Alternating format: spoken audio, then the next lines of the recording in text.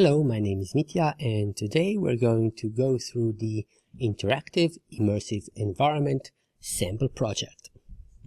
Okay, so when you open the project, it's going to be in play mode and you'll see something like this.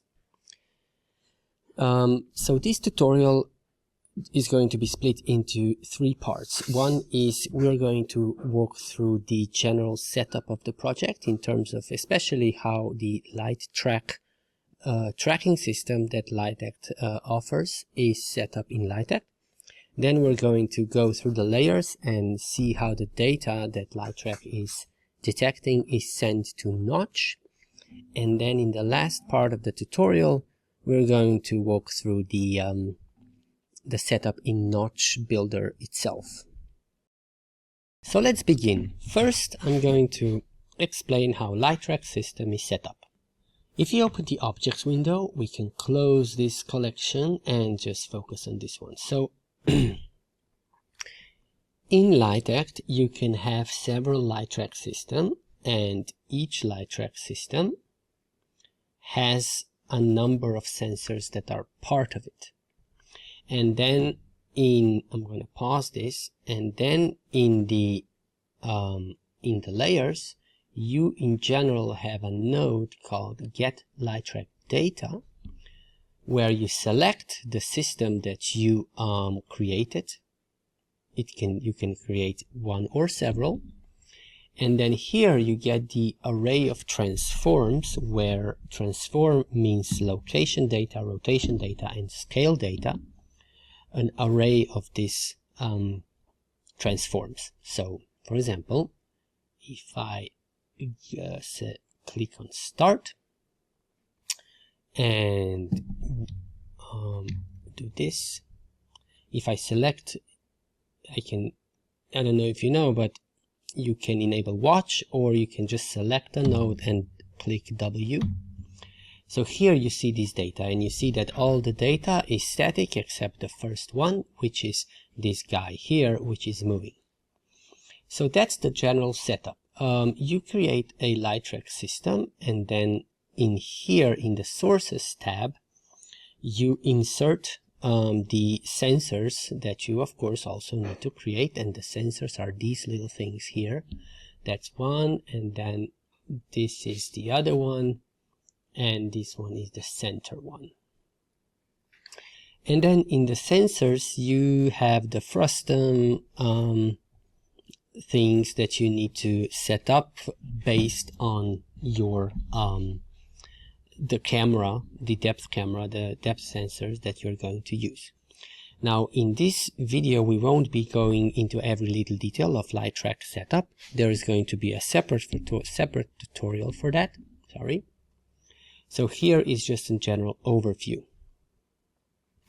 Alright, so in the LightTrack system, the important thing is that you have the simulate radio button selected, because at the moment, of course, if you go to the devices window by here, you see that I haven't created any kind of LightTrack depth sensors, depth cameras. So of course I need to be in the simulate mode.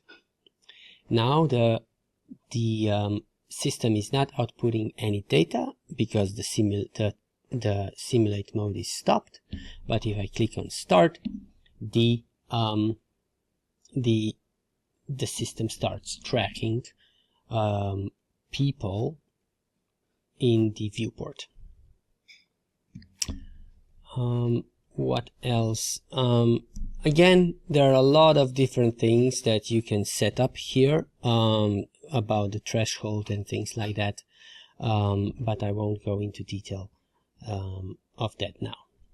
Okay, so as you see in the timeline editor window, you have a couple of layers, and this one is the video layer that basically controls the main video screen. This one is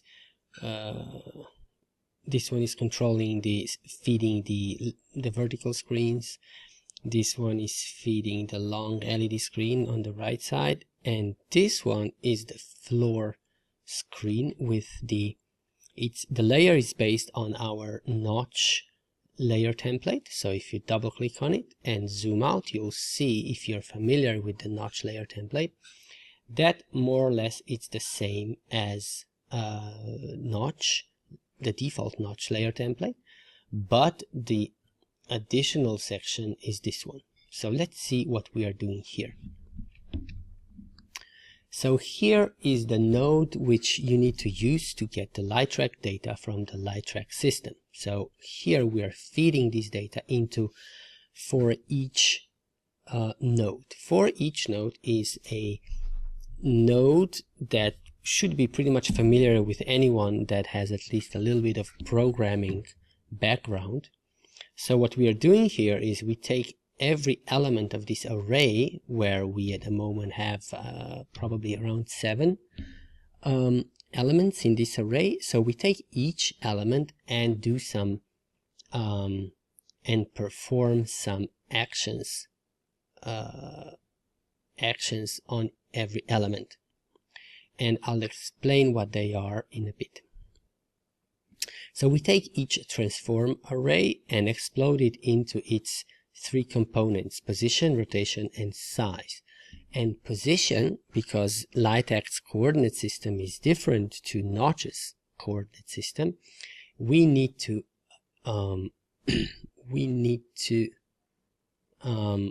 why is this one here? That's pretty much redundant. I'll just do it like so. So we need to take the X and just keep it the same way as it was. We need to take the Y and copy it to the Z component, and we need to take the Z, multiply it by -1, basically invert it, and copy it into the Y. That's what you need to do to change the coordinate system from LightAct's to what Notch uses. Then we need to, and you'll probably, regardless of what kind of a LightTrack installation you do, you'll probably need to adjust the scale of the position. Now let me explain a little bit what this is. So, and I'll open the Notch builder as well.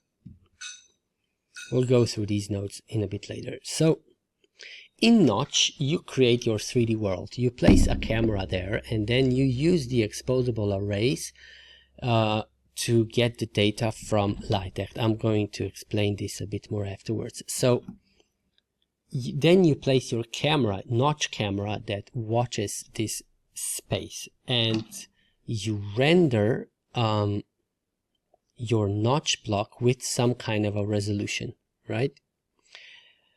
LightTrack detects the data in real-world coordinates, which are, in LightAct's case, meters. So what you see here is actually the coordinates in meters based on LightAct's coordinates system, sorry. And then what this thing does, it adjusts the scale, because, for example, if I put 1, for example, then what happens is that the particle emitters from all of the people that are on the edge of the screen are basically outside here. And this one, the particle system of this person here, is basically offset out of the center. So you need to, the easiest way is simply to play with this kind of multiplication until you find the right factor that the positions in real-world coordinates given by LightTrack need to be multiplied with in order to work with your setup in Notch. So that's why I placed the people right at the edge of my screen so that I have everything covered, and then you need to place usually one in the center so you have the entire coordinate system covered. By the way, there's another timeline, this one here, which takes care that this person here is moving. So if I stop this timeline, the person will stop moving. And if you want to learn about the nodes, you might just double click and see how I'm actually using the nodes to move this person around. In this project, both the notches 0, 0 is placed in the middle of the screen, as well as LightAct 0, 0 is placed in the middle of the screen. But what if that's not the case? In this case, you can simply add a, I'm gonna type in plus as a search keyword and add the vec3 add node. And here, if I move this, you see then I'm not multiplying, basically increasing the scale, but actually I'm offsetting everything linearly, so to speak. So multiply node is for scaling the track data to basically pixel coordinate space of notch, and add node would fix the offset that you might experience in your installation. So once we get this fixed and processed position, we again merge it into a transform and append it to a variable which I created here, a variable of type transform array. You can add new variables like so by clicking on add, and then we append it and save it like so. So what this for each does is takes the original data detected by LightTrack, processes it, and then the processed transforms, they are packed into the LightTrack process data transform array. Then what we do is in this part of the layout, we take this variable and feed it into the notch block. Now the important thing is that you need to feed it into the transform data, this pin here, expose variable, and also in the number of transforms, which you get by using the length node. Then the rest is the same as with the default notch block, so I won't go into this. Alright, so let's move to Notch Builder, where you see how the block is made. Now the key node that you need to expose is called exposable array, and array copy is a very useful node, especially for development.